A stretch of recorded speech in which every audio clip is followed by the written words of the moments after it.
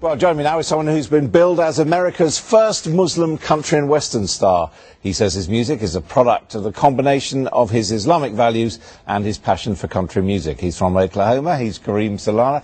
And before I talk to him, let's have a listen to this.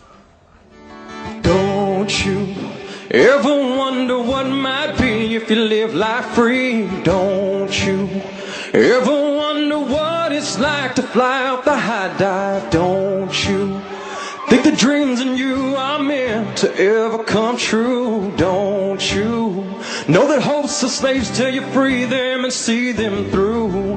Can you find a little life in you?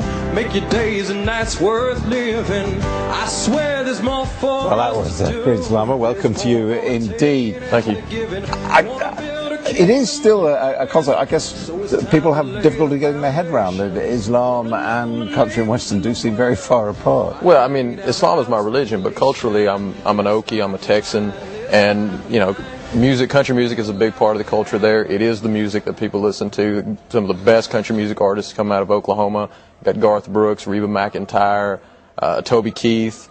So it was just a big part of me growing up, and I also like the genre because I think it's a very reverent genre. I think you don't typically have people, if you have some sort of, it's a virtuous kind of music, I think, and it tells great stories. But a lot of it's about, hard luck stories, drinking, things going wrong with women, or that kind of stuff, which is not particularly Muslim. Well, that's part of life, I think, and that's part of, Muslims get their heart broken just like anyone else.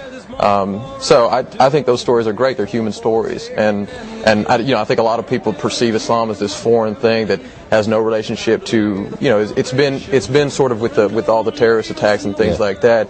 It's been sort of demonized, but Muslims are human beings. I mean, you grow up in Oklahoma, you talk like an Okie. You grow up in, I've met people of Muslims here that speak the Queen's English. How did the other side of your life, the fact that your parents came from Egypt, and I mean, you speak Arabic, presumably? Yes, sir. Yeah, I mean, how did you manage to do both, as it were?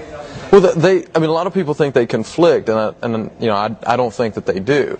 For example, in Oklahoma, Southern culture generally, it's a big part of that culture is being very neighborly, and it's a big part of the Islamic ethos as well. So it was sort of my religious values and my cultural values reinforced each other.